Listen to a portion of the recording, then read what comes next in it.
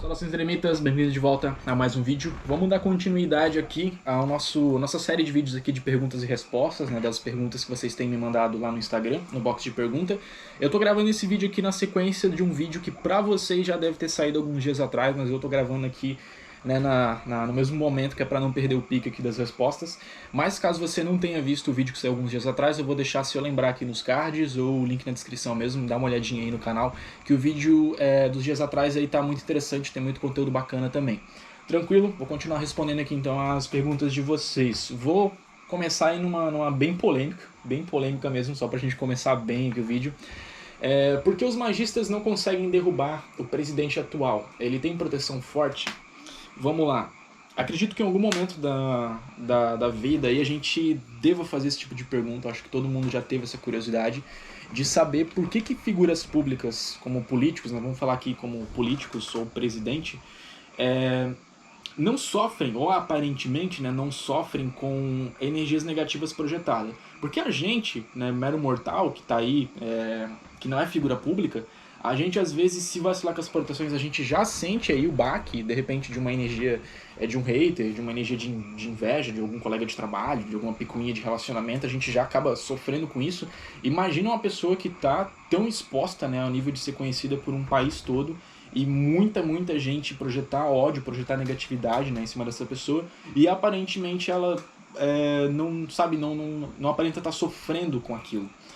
Então, nos últimos anos aí, teve muito movimento na comunidade ocultista para atacar o nosso atual presidente, e eu vi várias pessoas de diferentes linhagens, diferentes vertentes de magia, fazendo N rituais e criando coletivos e fazendo servidores e fazendo ritual de Goetia para fazer esses ataques, né, para fazer protesto, para realizar esses atos de ataque. E aparentemente nada funcionou, pelo menos não chegou no objetivo que a galera queria que chegasse. E aí é onde surgem essas dúvidas. Será que essas pessoas, essas figuras públicas, políticos, etc., têm alguma pessoa que cuida, né, do seu espiritual em relação à proteção? Eu, particularmente, eu acredito que sim. Acredito, sem sombra de dúvida, que existem sim magistas, né, ou espiritualistas que cuidam, né, desse lado de proteção, não só da proteção, mas de outros assuntos, né, espirituais e mágicos, de figuras públicas ou políticos, não só a nível nacional, mas a nível mundial também.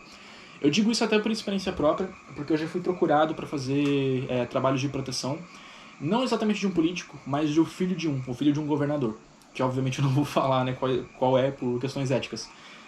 Mas eu já fui procurado para fazer esse tipo de rito de proteção, e conversando com essa pessoa ele me falou, né, que tem contato com bastante gente, né, da alta cúpula, por assim dizer, aí, do país, por conta, né, de ser de uma família envolvida com política, e ele falou que conhece muita gente do meio e que sabe que muita gente do meio tem um espiritualista, tem um pai de santo, tem um magista por trás que cuida de assuntos espirituais, que cuida de proteção, que cuida de prosperidade, abertura de caminho. Então por isso que essa pessoa especificamente já sabia que esse tipo de coisa acontecia, e aí conheceu o canal e veio me procurar para fazer esse tipo de trabalho. Então vejam só, a partir daí a gente já sabe que tem. Antes disso acontecer, antes de virem me procurar, eu já tinha, sabe, dentro de mim eu já sentia, tinha a intuição que realmente isso acontece.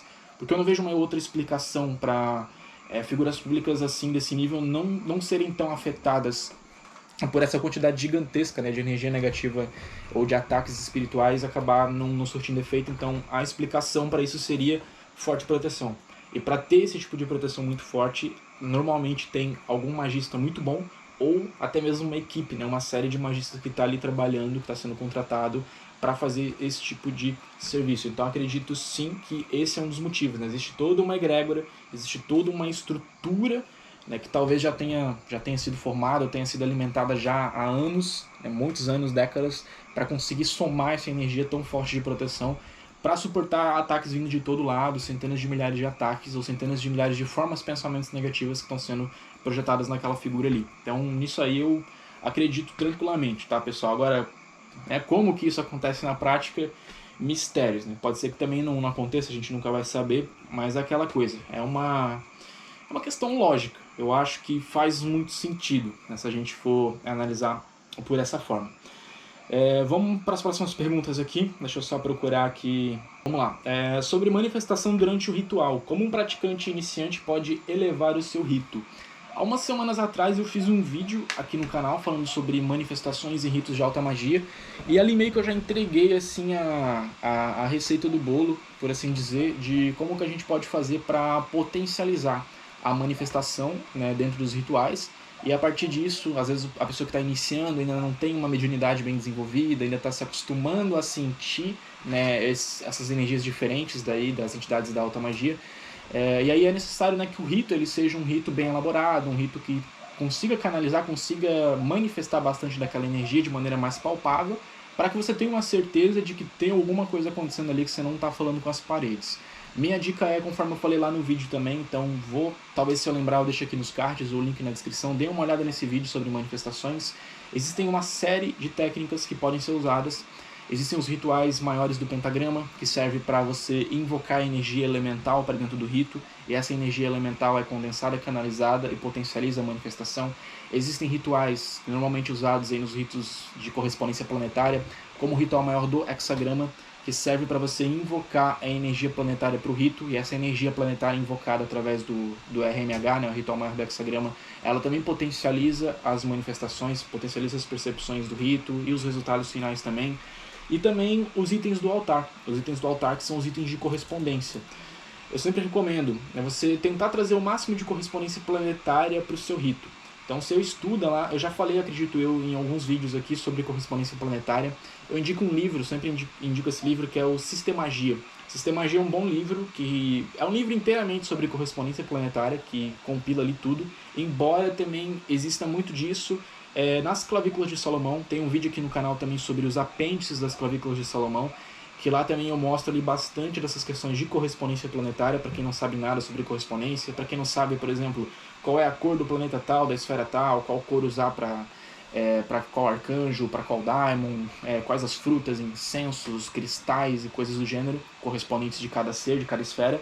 Esse tipo de coisa, você, por exemplo, colocar um número X de velas no altar, e esse número X de vela for o número correspondente à esfera, potencializa.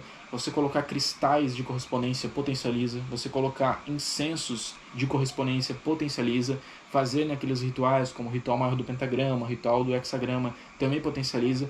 Então você usar o máximo de artifícios que você puder para fazer com que esse rito ele tenha o máximo de energias correspondentes, ou seja, que ele condense o máximo de coisa possível, e isso vai afetar na manifestação do espírito, seja ele qual for, seja daimon, seja anjo, seja olímpico, vai fazer essa manifestação ser mais intensa, consequentemente você consegue perceber mais o espírito, às vezes consegue se conectar melhor, conversar melhor, certo?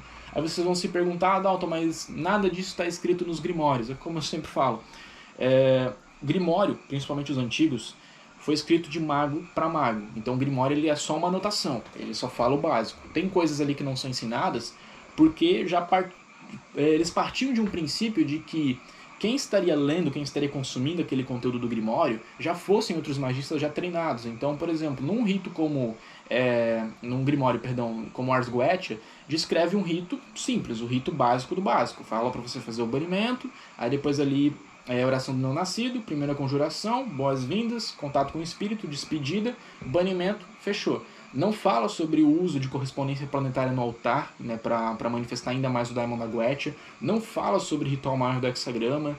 Não fala sobre o uso das horas planetárias, pelo menos não tanto assim. Então não fala sobre nada disso. E tudo isso são coisas muito importantes para fazer uma boa manifestação do espírito. Mas por que isso não aparece no Grimório? Porque, novamente, o Grimório foi escrito de mago para mago. Não foi escrito de iniciante, de um mago, né, para um iniciante.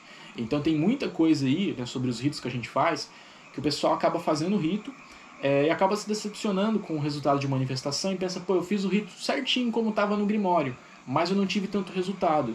Por quê? Porque a grande maioria das coisas que faz um rito ser mais potente não está no Grimório, não está descrito ali. São coisas que você vai aprender na experiência prática. Então, dê uma olhada, não vou me prolongar muito aqui no assunto lá no vídeo, né, sobre as manifestações dos rituais de alta magia, que vocês já vão sacar basicamente. Mas é isso aí, você usar o máximo de artifícios, o máximo de técnicas possíveis para trazer energia elemental, para trazer energia planetária, para trazer energia que for, para dentro do rito. Essa energia sempre vai ser canalizada, sempre vai ser projetada lá no triângulo e vai proporcionar, né, uma manifestação mais intensa, uma manifestação mais palpável.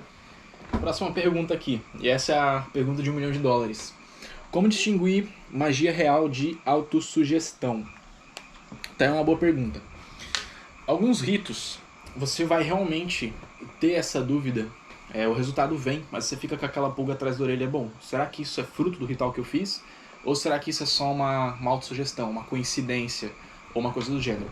Isso é perfeitamente normal, tá, pessoal? Principalmente para quem está começando, ainda está desenvolvendo aí a sua autoridade espiritual, está desenvolvendo as suas técnicas. Nos primeiros rituais, e quando eu digo primeiros rituais, é coisas de meses, tá? Os resultados, por N motivos, eles tendem a ser um pouquinho mais limitados. Conforme você vai evoluindo, conforme você vai adquirindo experiência, você vai aprimorando as suas técnicas, você consegue deixar os seus rituais mais fortes, consequentemente os resultados dos rituais mais intensos também, e é nesses resultados mais intensos que você tem a total certeza de que aquilo ali não é uma autossugestão. Então eu falo como uma pessoa, eu me considero um pouco cético com resultados de magia de um modo geral. Eu sempre faço os rituais e quando o resultado vem, eu sempre tento raciocinar e racionalizar o tempo todo em pensar, isso aqui poderia acontecer naturalmente sem a interferência de um ritual? Isso aqui poderia acontecer com grande probabilidade, né, sem fazer um ritual? Então eu sempre estou me perguntando.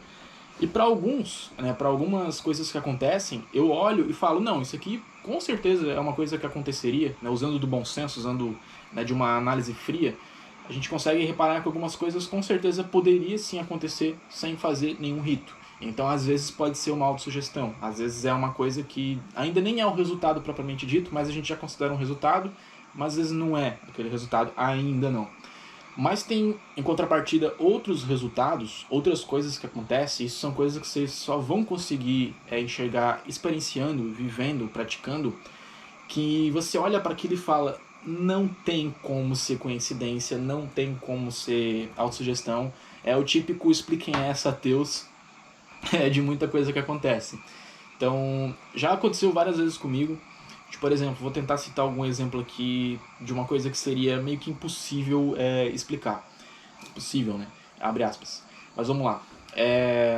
Já aconteceu de algumas pessoas, várias pessoas ao longo aí da minha caminhada, virem me pedir ritual de cura. Ritual de cura, meu parente tá doente, tem como fazer um ritual de cura? Eu sempre falo, não, beleza, tô com um dia livre aqui, vamos fazer um ritual de cura. Aí ela fazia um ritual para um anjo de cura, fazia um ritual com o arcanjo Rafael, e colocava o nome dessa pessoa que estava doente. Mas detalhe, a pessoa que estava doente não sabia que o rito estava sendo feito. Às vezes porque, de repente, já aconteceu muitas vezes comigo, vinha algum parente, algum filho, né, de uma pessoa mais idosa que estava doente, vinha e conversava comigo, Dalton, tem como fazer um ritual de cura, mas sem o meu pai ou meu avô saber? Porque é uma pessoa religiosa, uma pessoa que, né, não entende sobre esse negócio de magia. Eu sempre falo, na verdade tem. Não vai ser tão forte, porque quando a pessoa sabe que está sendo feito, ela coloca também, né, uma fé dela, às vezes potencializa, mas eu sempre falei que é possível sim fazer, mesmo que a pessoa não saiba, né, que tá sendo feito algum ritual. E aí a gente ia adiante. Então já aconteceu aí muitas vezes de acontecer esse mesmo tipo de situação, até que é comum de acontecer, da pessoa vir pedir, né, por um ritual de cura para alguém. Essa pessoa, né, que seria o paciente, não estava sabendo. Eu ia lá fazer o ritual. E seja na mesma noite, seja dias depois, mas a grande maioria acaba acontecendo na mesma noite ou no dia seguinte, o paciente, a pessoa, né, que recebeu essa energia do ritual de cura, relatar que sonhou, na mesma noite do ritual, sonhou com uma figura luminosa vindo, colocando a mão no ombro e dizendo você vai ficar bem. Ou uma figura luminosa com asas vindo, se apresentando e dizendo que vai ficar tudo bem, que você vai ser curado, ou coisas do gênero. E depois a saúde da pessoa realmente melhorava. Tranquilamente, eu acho que isso já aconteceu comigo aí, sei lá, umas 6, 7 vezes pra mais. Dos que eu me recordo, pelo menos. Já aconteceu até coisas assim recentemente. Então, esse é o tipo de coisa que você olha, olha pro resultado e fala, cara, não tem como isso aqui ser uma autossugestão, não tem como ser uma coincidência. Porque a pessoa não sabia que o rito estava sendo feito. Como que a pessoa... é muita coincidência. E não são casos isolados, pior que não é casos isolados. Acontece até, como eu falei, até que de maneira muito comum esse tipo de coisa. Então como é que a pessoa vai sonhar no mesmo dia que foi feito um ritual de cura com uma figura luminosa, uma figura com asa, vindo dizendo que ela ia ser curada ou que ela ia ficar bem? Então esse é o tipo de coisa, é o tipo de resultado, é um resultado um pouco mais intenso, que a gente vê acontecendo e tem certeza que aquilo ali não é, né, uma autossugestão. Já aconteceu também algumas vezes de, por exemplo, tá fazendo rituais coletivos. Quando eu digo coletivo, é cada um fazendo o ritual na sua casa, invocando a mesma entidade, mas para a mesma finalidade, né? Meio que formando uma egrégora ali. E aí todo mundo, beleza, cada um faz o seu rito, depois no final do rito todo mundo vem para fazer, de repente, né, ali uma chamada de vídeo, uma chamada de voz para relatar como é que foi a experiência de cada um, fazendo o rito no mesmo horário, ao mesmo tempo. E aí mais de uma pessoa relatar que viu aquela mesma entidade da mesma forma. Ah, eu vi a entidade assim. Aí a pessoa, não, eu também vi assim. Aí eu também vi assim. E todo mundo relatar que viu a mesma entidade da mesma forma. Esse é o tipo de coisa também que você olha e fala, não tem como ser autossugestão, não tem como ser alguma projeção subconsciente ou alguma coincidência, porque é muito baixa, né, a probabilidade daquilo ali ser uma coincidência. Então, no final das contas, quando a gente está começando, como eu falei, é um pouco complicado. No começo você tem que ter a fé. Você tem que ter um pouco de fé, sim. Depois, com o tempo, as coisas vão acontecendo, as técnicas vão melhorando, os rituais vão melhorando, os resultados dos rituais vão melhorando e começa a acontecer esse tipo de coisa. Começa a acontecer resultado tão absurdo, mas tão absurdo, que você começa a olhar para aquilo ali e fala, não tem como ser coincidência, não tem como ser fruto da minha cabeça. É realmente o ritual. Mas, novamente, isso leva um tempo até você engrenar a qualidade, né, de rito, a qualidade de resultado para chegar nesse fim aí. Algumas pessoas já começam, já tem esse tipo de resultado já desde o começo. Mas também, né, não é uma regra. Então, no começo você tem que ter uma fé. Eu acredito que no começo a fé ela tem que ser presente. Mas, claro, não uma fé cega. Tem que saber ter aquele equilíbrio da fé com o equilíbrio também do ceticismo. Que é para você também ter um parâmetro para saber se os seus rituais estão bons. Porque se você se contentar com um resultado mediano, com um resultado superficial, você sempre vai achar que o teu ritual tá bom. E quando você olha para aquilo e fala, não, esse resultado aqui pode não ser coisa do rito, pode ser uma coincidência, você vê que o resultado do ritual talvez não foi tão bom quanto você esperava e você começa a estudar melhores formas de aprimorar o teu ritual. Então a fé ela tem que ter, principalmente de início, não só de início, mas, né, em toda a caminhada, mas tem que ter também aquele equilíbrio ali com o ceticismo, porque o ceticismo ele te dá um parâmetro também para verificar qual que está sendo a qualidade, né, ou a real efetividade dos resultados que estão se manifestando ali. Vou fazer qualquer hora um vídeo só sobre isso, tá? Porque eu poderia ficar aqui várias horas falando sobre esse tema. Eu posso falar com a AD também pra gente fazer um podcast sobre. Acho que também é um excelente tema, né, pra podcast. Sobre essa questão de resultados, né? Como saber se é realmente o resultado, como saber se é uma coincidência ou não. A gente traz mais relatos, a gente traz mais histórias tipo essas que eu contei aqui pra vocês, certo? Deixa eu ver se tem mais alguma pergunta aqui. Tem experiência com os anjos da onipotência, da obra de Tempest? Pessoal, eu tenho recebido essa pergunta muitas vezes aí nas últimas semanas sobre anjos da onipotência.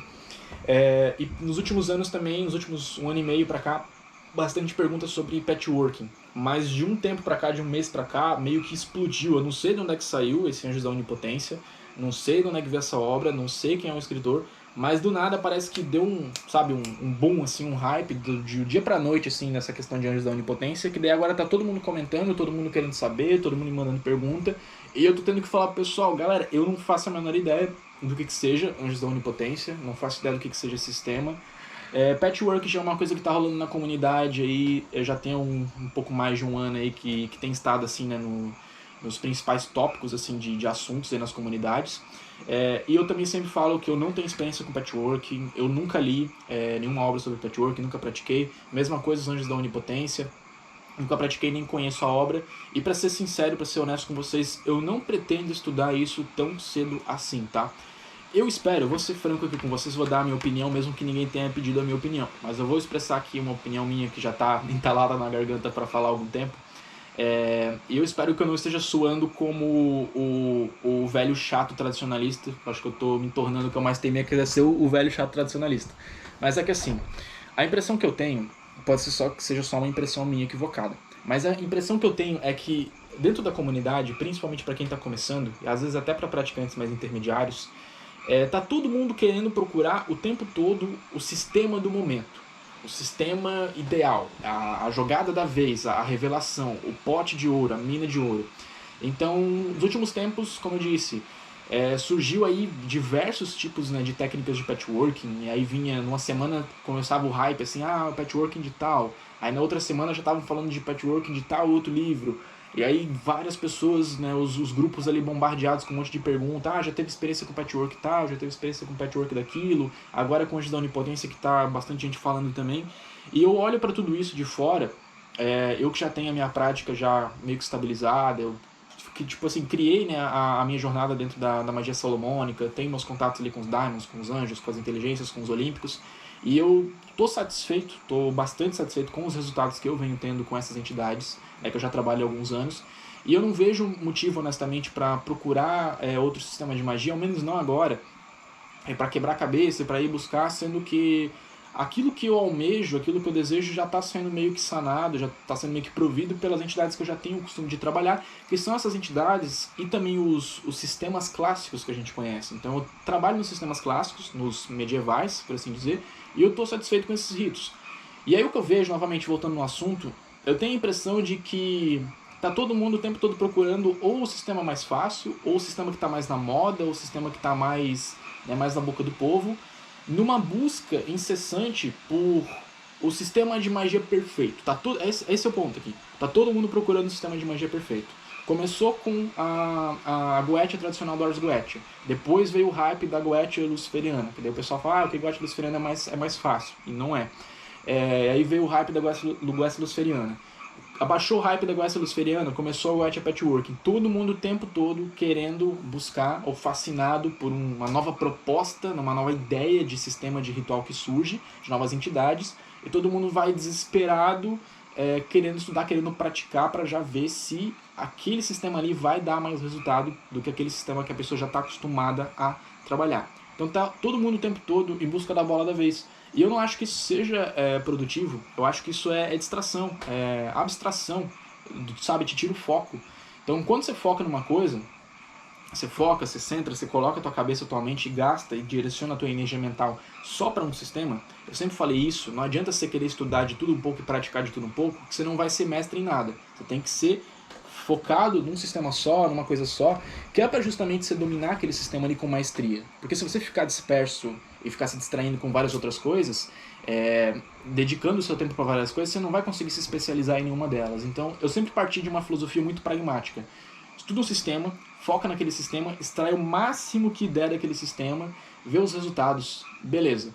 Não gostou dos resultados ou não teve as experiências, aí sim parte pro próximo. Mas não adianta querer partir pro próximo já na metade do caminho, já na metade do rio. Vai até o final, dedica, faz as ferramentas, faz os testes, faz ritual de novo, testa tudo que tiver para testar, para saber se o problema tá no sistema, para saber se de repente você não se encaixou com aquele sistema, mas permanece um pouco naquele sistema ali, porque senão, novamente, você vai ficar se distraindo, você vai ficar buscando o sistema da hora, ficar buscando a nova revelação de sistema de Goetia, e você nunca vai focar numa coisa só, e você vai ficar sempre nesse loop, porque sempre vai ter alguma coisa nova, sempre vai aparecer alguém com uma técnica, sempre vai aparecer um novo livro, sempre vai aparecer isso, aquilo, aquela adaptação, aquela outra, então você nunca vai parar, vai ficar nesse ciclo, pulando, né, de galho em galho, e nunca vai focar numa coisa só. E muitas das vezes, eu sempre falei isso aqui nos vídeos, que às vezes o problema não está no sistema. As pessoas acham que é o sistema de magia mais forte. Sempre recebo essa pergunta, né? Dalton, o que é mais forte? Magia angelical ou magia goétia? Não tem essa. São sistemas, sabe, do mesmo patamar. O que define o poder do sistema não é o sistema em si, não é a entidade em si. É o mago. O mago sempre... Escrevam isso. Anotem isso, tatuem isso se for necessário. O mago é sempre o fator predominante em relação ao sucesso de qualquer sistema de magia. É sempre o mago. É sempre o poder do mago, nunca o sistema. Claro, o mago, ele utiliza dos sistemas de magia que, assim, melhor convém para ele, às vezes melhor se adapta às necessidades dele, né, ou à afinidade dele, mas o poder que uma pessoa consegue extrair, de resultados que ela consegue extrair, não está no sistema. Quando o mago é bom, ele consegue prover resultado, ele consegue atingir resultado em qualquer sistema de magia que ele se proponha a estudar ou se proponha a praticar. Mas para isso, primeiro, tem que focar numa coisa só, desenvolver numa coisa só, criar experiência sólida, certo? E aí depois vai pulando, né, se sentir a necessidade, vai indo para outros sistemas, vai explorando aos poucos, vai explorando com sabe, consistência na caminhada e não atirando para tudo quanto é lado de maneira aleatória. Minha opinião aí, novamente, sei que ninguém pediu ela, mas eu senti que eu devia falar isso porque eu tenho visto muito, né, dessas coisas acontecendo aí na comunidade. Então fica aí um aviso pra galera que tá começando. Não se distrai, não fica se abstraindo com... Ignora. Ah, não, mas tá todo mundo dizendo que tá tendo bom resultado. É casos isolados, cara. Não significa que você vai ter resultados naquilo ali também. Vai depender muito. É muito variável. Então, às vezes o que funciona pra um não funciona pra você. Foca numa coisa, estuda ali, se dedica ali. Tenta concentrar a energia numa coisa só, que com certeza você vai ter muito melhor resultado do que ficar dispersando a energia vital em várias coisas ao mesmo tempo. Tranquilo? É isso, pessoal. O vídeo deve ter ficado muito grande, eu vou encerrar por aqui, mas a gente continua aí logo daqui a uns dias para responder as outras perguntas que ficou aqui. Tranquilo? É isso aí, valeu!